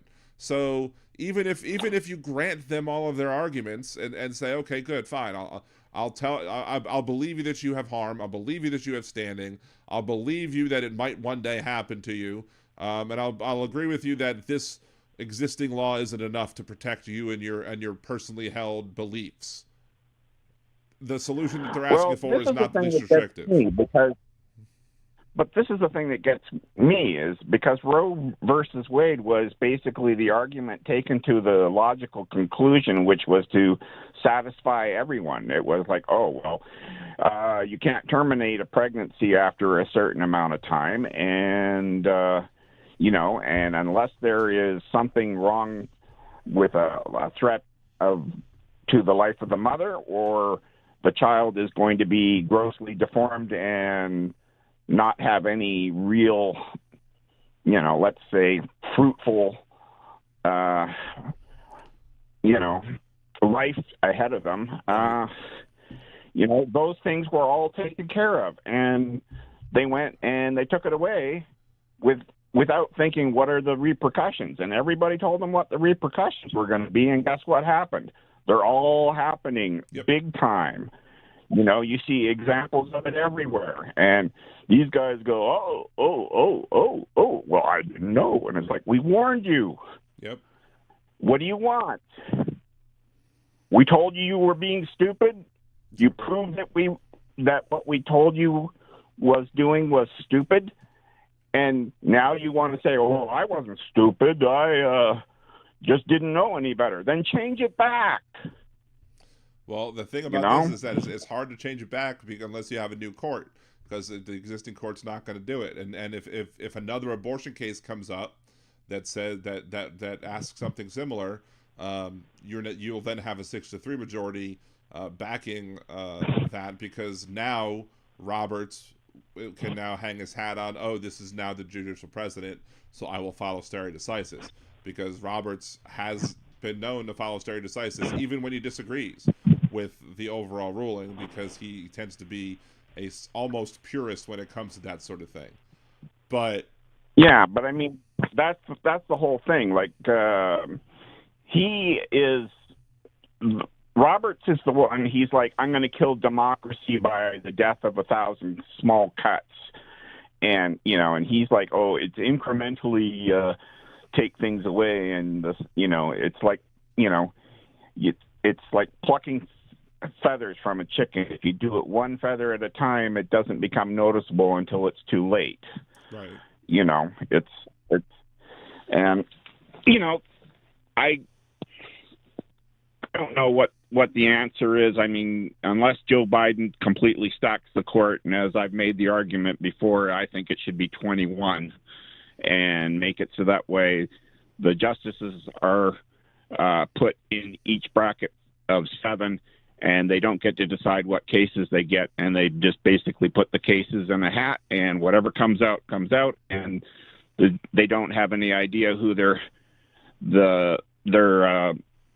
other justices will be until it comes up, and then they have to make a decision, and that's probably the only solution, not to mention the fact that, that way the billionaires don't know who it is that they have to pay off to get the decision that they want. So you're saying have 21 people, like a pool of 21, but still 9 rule, or does no, does 7, because now you've got the odd numbers, so that way you can still get the result of majority rules, but you have 3 of them. And let's face it, there's more than enough cases before the courts that they could easily utilize all 21 of them and all running at the same time. Or better yet, they take staggered vacations, so that way the Supreme Court is never not in session. It's just a different, they're all operating and take the breaks at separate time, because, as you guys like to say, justice delayed is justice denied. So let's remove delay. Well, TV2 Live, at least that's my thought. Should be 13, and I ultimately agree with that, but I think we should start with 15 and roll all the way back there, because there are 13 whatchamacallits. I saw you for a little bit, but I think I only saw your hood, Henry. There are 13 federal court districts, so there should be the same number of Supreme Court districts. That would make sense. But, why would we make sense as a country? I know, but I mean, that's just that's you're talking logic, which doesn't apply here with conservatives. They don't, it's you can't put anything by them. Anything that makes sense, they're going to object to, no matter what. Right. That's the thing. It's not about winning the argument. It's about having the argument and then making you mad, so that way you walk away and nobody gets anything. That seems to be the only thing that they consider that governing, which it isn't. It's just stupidity ruling the masses. Henry, or at least that's how I. Anyway, So, Yeah. but the thing is that, like, you know, and also there's the hypocrisy issue, because, like, take for example the healthcare issue. You have the situation where back when you had Bill Clinton was president and Hillary Clinton was trying to work on a national healthcare type of plan, the solution that was presented by the Heritage Foundation and by conservatives as an alternative to Hillary's plan included things like a national mandate to have a national mandate to have health coverage. And the national mandate to have health coverage was then turned into this pariah of a thing that's horrible and terrible and tyranny and all this other crap. But it was a conservative idea to begin with. So they will oppose the things that they initially support simply because the other side is now supporting it. Yeah, but at this point, that's the problem. You guys have a system where almost half, if not 2/3 of the cost of providing medical care goes to administration. I mean, that's insane. Right. I mean, what do you do with that? I mean, that's, you know, and the insurance companies are profiting, and they're running algorithms that say, oh, we deny. Oh, okay, we'll give it to you because the government says that we're being mean to you. Right. You know, I mean, that's just nonsense. And one of the biggest problems with the Affordable Care Act is the kind of the when they created the 80-20 rule or whatever, where only 80% of 80% of the premiums has to go towards healthcare, and only 20% can be used towards, you know, certain other costs or whatever. And this is not insurance costs, but this is insurance costs, not healthcare costs, because healthcare administration costs is, you know, something different and is included in the 80%. So what they would then do is, if they wanted to increase the amount of money that they make per policy, all they would do is then say, oh, we're going to increase the amount of money that will accept or that will pay out as an insurance company to the doctor's office, so that, let's say a thing cost $100 and you could only make $20 off of that $100 procedure. Okay, well, we're now going to reimburse $200 for that procedure instead of $100. Well, guess what? Now we get to make $40. Same procedure, we now make more money. So, yeah, I'm just scratching my head up here, trying to figure out what's wrong, because it seems like you guys live in a world of Wall Street greed, where it was like where Michael Stone or what's his name, Michael Douglas said, yeah. Greed is good, greed is efficient, and I'm like, greed is absolute cruelty. It's being a selfish person who thinks they deserve more than everybody else. And, I mean, what are you going to do? You're going to die with the most toys wins scenario? I mean, right. I mean, you're going to die alone. I mean, sure, maybe you can pay someone to pretend to love you, but that's about it. That's what I like to do. I like to pay them to pretend to love me, especially when they leave a few hours later. And then I pay them hush money. Yeah. Well, I don't know. Like I said, please don't take any offense to some things that I write on occasionally, because I do sometimes lose my shit from time to time. But I have a respect for the fact that you're brave enough to go out there and to talk about the issues and put it out there in a forum that people can access, and that's the thing. Politics Girl actually put out a thing on the Affordable Care Act, and that was one of the other things, because she was like, you realize that these monsters want to take that away from you, and as a result, you're going to kill a lot of people. Yep. Because they will be able to say, oh, you have a pre-existing condition, we won't cover you. And as she said, one of her medications already costs $130,000, and she takes like 15 medications. That's for her rare lung disease. So, I mean, she's looking at probably having to do the ultimate thing, which would be to move back up here to Canada Right. If worse comes to worse, and I know a lot of you guys unfortunately don't have that option. And I mean, like I say, I know there's a lot of really good people in the U.S. and I love you all and I respect you all. And unfortunately, you live amongst a bunch of nutcases that really don't value life very much. While claiming I to don't be know what else pro-life. to say. They claim to be pro-life, but they don't give a crap after you're born. After you're born, who cares? Let him die. Or don't get sick, exactly. and if you do, die early. That was the argument again. That was the point that was made against the Republican suggestion to overturn when they suggested the non-serious bill to replace the Affordable Care Act with. So. Yeah, I know. They went and they said, "Oh, here's the Affordable Care Act," and it was like, what is it? It's like 1,500 pages or something. And they said, "We're going to replace it with this," and it was like 20 pages thick, and it was like, "Are you shitting me?" Right, and it violated the Seriously. 10th Amendment. Like if you read what they actually offered, it violated the 10th Amendment because it basically allowed states to bypass other state rules when it came to regulations. Like it basically said you can be in the least regulated state and sell to the most regulated state, but the rules that under the sale will go under the least regulated state's regulations. So therefore, it allowed for those companies to get around the ability of states to govern themselves. So yeah. Again, but as Nibisios, this guy with the host of the most with the smooth sounds of the Percy podcast says, hypocrisy is a conservative prerequisite. Yeah. No, we have them up here, unfortunately, as well. But, and some of them, it's like we just try to turn around and walk away and just ignore them and hope that they go away, or yet they succumb to their own devices, which is the other option. But outside of that, I don't know what else to say. They don't. We have people up here who don't believe in climate change, and I mean, we're currently going through a climate change crisis up here already.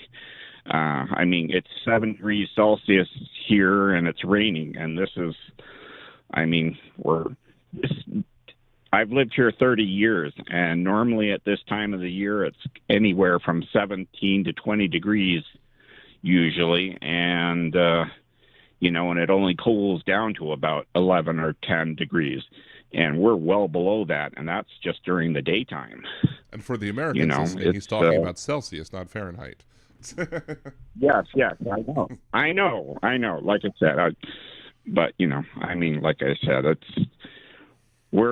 I said, we're all scratching our heads looking at you guys going, what is up with you guys? It's because, like I said, you're scaring the living bejesus out of us. And then the other thing is we're all thinking the same thing, which is like, shit, it's only a matter of time before they think, I think we could take Canada, I mean, it's like, we probably could, but I don't want to because we should be able to. Well, I mean, I don't know how powerful the Mounties are, but I can't expect that they would be able to stand up to the American military. There's that. But then the other thing is that like we managed our resources up here quite well. So I mean, most of your lumber comes from Canada, right? I mean, you guys have, you pretty much you're scraping the bottom of the barrel, as they say. I mean, at this point in terms of certain things, I mean, unless you're going on public protected lands and looking for stuff that's undiscovered, I mean, at some point you're going to be come face to face with the dilemma that you can't keep doing the things the way you have been for the last, what is it, over 100 years that we've been stuck on this oil resource that everybody relies on. So. And then we got DB Golding from Australia, basically, that they're shaking their heads for the same thing. I don't know why I just lost Big Hook. I didn't drop Big Hook, but it said caller has dropped, so I don't know what happened. But if you're still listening on the radio, I didn't hang up on you, Big Hook. It just you just randomly dropped. But DB Golding, and again from Australia over on Twitch, says Australians here that Australians are shaking their heads in total agreement with that guy with Big Hook. And yes, we are also terrified about what's going on. I try and be as confident as possible over the idea that Joe Biden will win re-election, over the idea that Donald Trump has screwed himself in the Republican Party by trying to funnel all of the funds out of the GOP and into his legal funds, etc. Sometimes it's tough because I can't. There still were 73 million people in this country who voted for Donald Trump. So, yeah, Wes, sometimes the call just drops and it'll show up on my screen that says call dropped. It's not just a matter of going to mute. The call actually drops. I don't know what happened. I don't know if he lost power or what, but whatever. Speaking of the Affordable Care Act, before we end up ending the show, I did want to play these doozies of clips because it's the 14th or 13th anniversary of the Affordable Care Act. That's cool, Big Hook. I figured something happened technology wise. It could very well be Block Talk Radio. They suck. But anyway, so this is the 13th or 14th anniversary of the Affordable Care Act. And so 7 years after the Affordable Care Act took place, Donald Trump had one of his senior moments. And no problem, Big Hook. Appreciate it. Call back in anytime. Although not today, because I'm probably after I play these clips, I'm probably going to end. So, but yes, do appreciate the call, Big Hook. I love when more of y'all should call. I enjoy talking with all of y'all, except for Gibson, who's banned. Anyway, so I called my shot way back in the day because Donald Trump had said we had 17 years of Obamacare when it was 7. So here's me calling my shot on that. President Trump basically says that for the past 17 years that we've been under the thumb of Obamacare. 17 years, folks. That would make it 2001. Since before 9/11, we've been dealing with Obamacare. Have we now, President Trump? Now, look. People misspeak all the time. I do it. I just want to know, because of this whole 17 years comment, can we finally let go of Obama's statement about 57 states? He didn't even say 57 states. He said 50, and then there was a very long pause as if he was saying, yeah, how many states have you been to? And he was like 50, and he probably meant to say 47 states, but it just came out 57 states. And Obama thinks we have 57 states. Well, can we now just shut up about it? Because here we have your idol, Donald Trump, saying, Obamacare has been here 17 years. Well, maybe it feels like 17 years. I guarantee. Look, I'm going to call into a radio show that's local, the one I often call into, and I'm going to ask them this question about whether or not about 17 years. And can we get rid of this? And I will just guarantee, I'm not willing to bet any money on it, but I'm certain. I should have bet money. That maybe even the host will say this. Well, it sure feels like 17 years. The host might not add the little rednecky laugh. But, yeah, I'm anticipating that's going to be the response. It sure felt like it. So then the very next day I called in. There are people today who will still bring up, I saw the other day, Barack Obama and his 57 state comments, when obviously it was just a misspeaking. Nobody who's reasonable believes that Barack Obama believes that there were 57 states when he said that, and nobody with a reasonable mind believes that Donald Trump really meant 17, that he really meant 7. Well, and I appreciate you bringing this to my attention because I didn't see where he said that. Was that in a speech recently, or when did he say that Obamacare was in place for 17 years? It was in a press conference of some sort. There was audio and video of him saying that, and people of course jumped on it because he's dumb, and I said, look, he obviously meant 7 and obviously misspoke, just as President Obama obviously misspoke, and there's no reason to make. Well, I will agree with you in this. To discuss. I will agree with you in saying that Barack Obama is not dumb. I think Barack Obama is a smart guy. I just disagree with him on his positions. And I also would say this, and Liberal Dan, I appreciate the call, and thank you. Great to hear from you. I would say this, Donald Trump's not dumb. And I think both of them are smart. I just agree with Donald Trump's positions more than I agree with Barack Obama's positions. I don't think anybody can be elected president being dumb. I don't think idiots get themselves their party nominations and then get elected to the White House. Well, in the case of Donald Trump, you don't build a multi-billion-dollar business being an idiot. Well, you don't succeed in the world of television with a reality show for years being an idiot. Well, you don't become a first-time candidate and beat 16 entrenched opponents, and then beat a candidate that's got much more money and all the media behind her. If you're an idiot, I mean, you're pretty darn smart, if you ask me. So yeah, I guess he misspoke. I guess he meant to say 7 as opposed to 17. And it probably feels like 17 years of Obamacare. Maybe it feels like 70 years of Obamacare. But no, it's 7. All right. Thank you, Liberal Dan. Quick time out. Let's get a news update. There you go. So there you go. I called my shot. Figure it might even be the host, and it was the host who said it. So just to, as a reminder that this is now the 13th or 14th anniversary as it passed in 2010, so it's the 14th anniversary of the Affordable Care Act, of Obamacare. So we're not even to the point where we've had it for 17 years yet. And that was long ago. It was 7. That was 7 years ago where I called my shot. And it's still not even to the point where Donald Trump said it was 17. And now Donald Trump's not an idiot. No, Donald Trump's a freaking idiot. That's whatever. But even Jeff Carrera, that point in that time, that Jeff Carrera was much more reasonable and sane than now Jeff Carrera.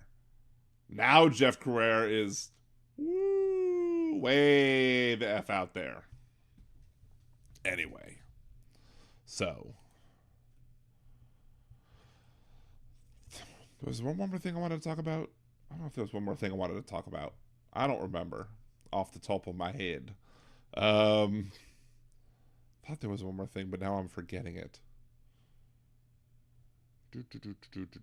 Somebody won the power. Somebody won the Mega Millions, bastards. Someone from Jersey won the frickin' Powerball or Mega Millions, bastards. Anyway, it wasn't me. I didn't do it. I wish it was me, because then I could have used the lottery to pay off my debts, to pay off my. I got myself some scratchers and some Mega Millions tickets, but I didn't win any of them, in the hopes that I would win and be able to use that money to pay off Letitia James. Anyway, so about the end of the show, I think I've covered everything I wanted to cover. Monday, we are going to have Britt Gandolfi on the show again, former candidate for I think it was Louisiana's 11th or 12th state Senate seat against Beth Mizell. She's gonna be on. We're gonna be a little petty together to talk about something that took place over the weekend. And she's now an author. She's published a book, so we're gonna talk about that as well on top of everything else. So until Monday, unless something big happens that I need to go live for, this is the end of today's episode of Liberal Dan Radio. Talk from the left, that's right. Again, Mondays and Wednesdays, 8 p.m. Central, here at liberaldanradio.com or twitch.tv/liberaldanradio. Remember to like the video, subscribe to the channel, go interact with all the other videos that are there to help the algorithms out. Become a Liberal Danimal. Join on, or if you have Amazon Prime, get a subscription on Twitch. Buy me a cider, liberaldan.com. Click the Buy Me a Cider button. Venmo Liberal Dan, just friends and family. Until next time, this is Dan Zimmerman, Liberal Dan Radio. Talk from the left, that's right.